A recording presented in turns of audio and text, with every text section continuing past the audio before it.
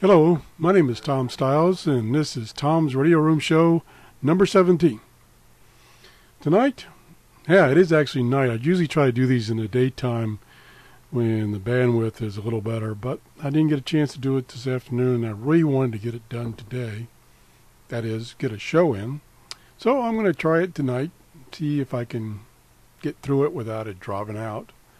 But anyway, what I want to talk about tonight is sources of information about older radios.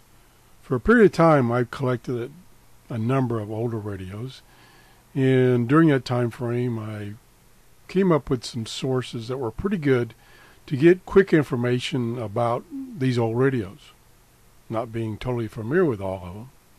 Some of them are books. Now, of course, one of the best sources is the internet, but I still like looking at books so I can scan through them real quick, and then maybe once I find something that looks interesting, then I might go on. Then I probably would go on the internet and dig into it in more detail. So let me start with the books first. This is one of the books I use, the Radio Buyer's Source Book. This is published by, or was published by, the TRRS. This happened to be volume 2, and it was reviews from 91 and 92. And what this is a collection of reviews that were in the QST magazine, the amateur radio magazine called QST. And they always did very extensive reviews and tests. If I can throw this up here, you can see it well enough. About radios, usually of that time frame. So, what's good to do if you're interested into start collecting or buying older radios, or you hear a good deal on one, you want to know more about it. Was it a really good radio? Did it have problems? Stuff like that. You can get these books. I think they stopped. I'm pretty sure they stopped publishing them. So you can get them for older radios, and off of Amazon.com via my link on my webpage. And they'll give you valuable information about older radios. So that's one source. That's the Radio Buyer's Source Book by TRRS. And I do have some of these on Amazon right now. I checked.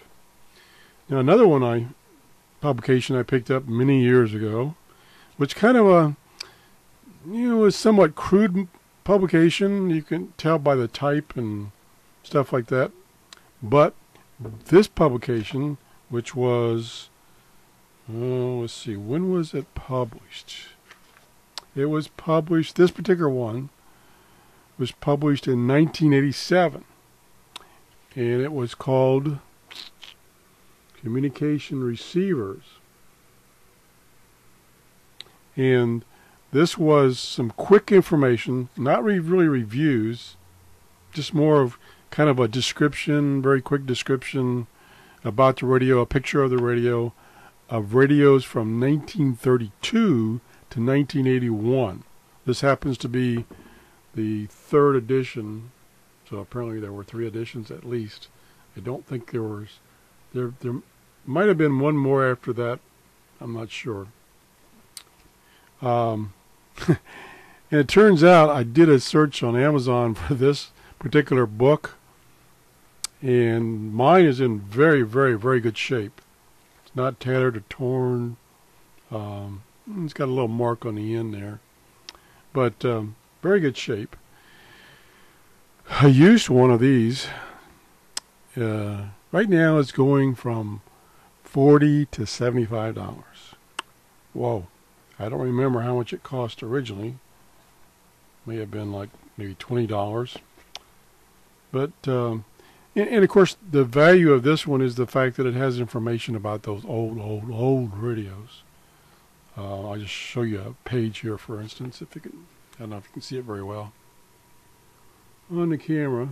But it shows you a picture of the radio, and then a little description about it, how many bands it had, what frequency, how many tubes, and what the tubes were, and maybe one or two remarks about it. That's about all it gave. But it gave you some insight when you heard, you know, the model number mentioned. You could look it up in here and say, oh, that's that radio there. And like I say, the pictures are all black and white, but most of the radios back then were black and white, gray and white. Aren't very fancy as far as color scheme. But it did give you, you know, kind of a quick introduction into what the radio was and what it looked like. That's that's the second book I use for. Again, these are for older radios, not for the newer radios. Another publication that didn't have, and this one had a lot of radios in it. You had a lot of information. Similar to this one. This one had a lot of radios in it.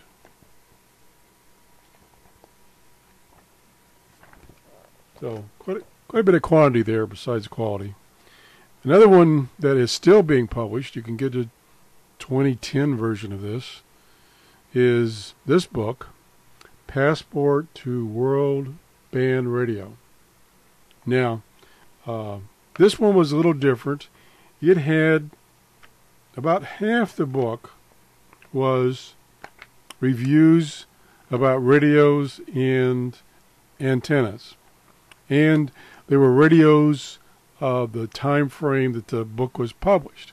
For instance, this edition was 2006. So those were this reviewed radios that came out around that time frame. And the reviews are pretty in-depth, enough so that would give you some idea of whether it was a good radio or not. And it would even tell you some of the problems of the radio that had been discovered. And it gave a 5-star, up to 5-star rating of the radio.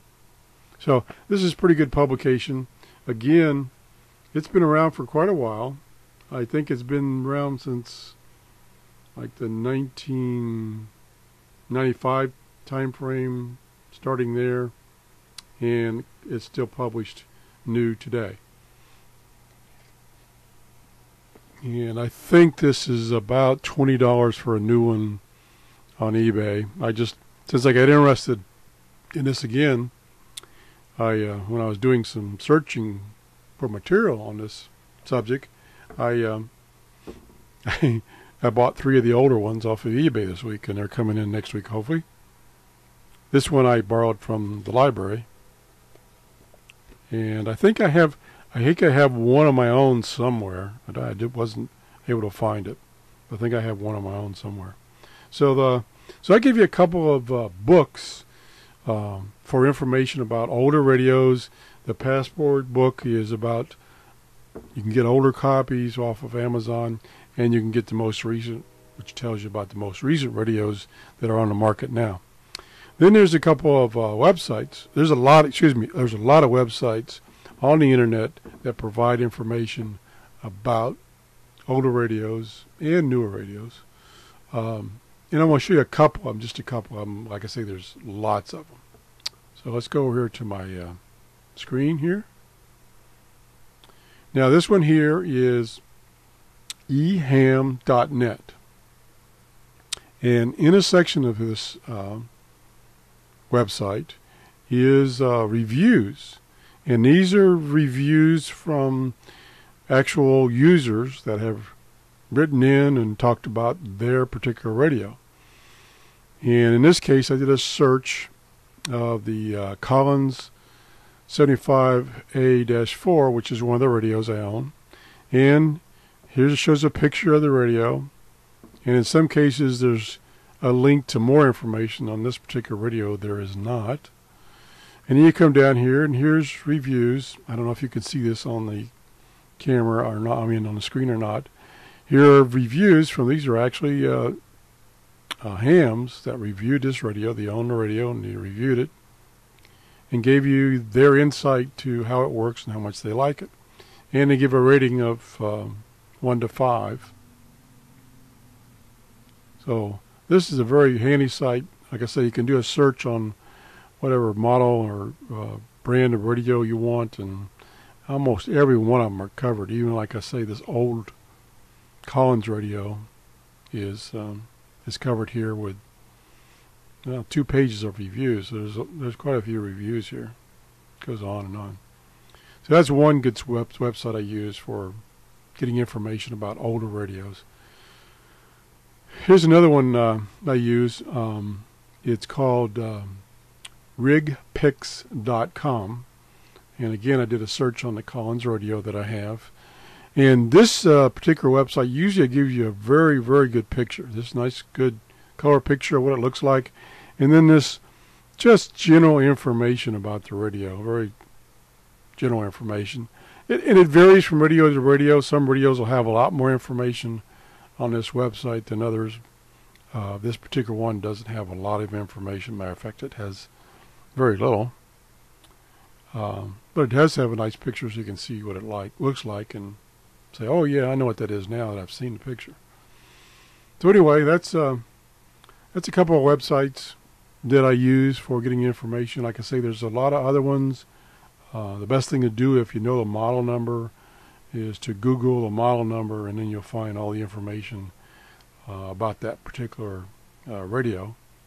And then there's, like I say, like for instance, there is a website that has reviews and pictures and everything of just Collins radios. And there's ones for helicrafters. So now, which we didn't have before, the internet is a great source of information. But I still like the books, because the books you can do a quick scan, easy to carry with you to take, to the park or someplace, to scan through it, and it just makes it simpler to get some quick information real fast, and then go to the internet for probably get more detail on the internet. So that's the show for today. Hope you enjoyed it. Next show I'll review one of these older radios that I own, give you a little insight to it. And thanks for watching. Bye-bye.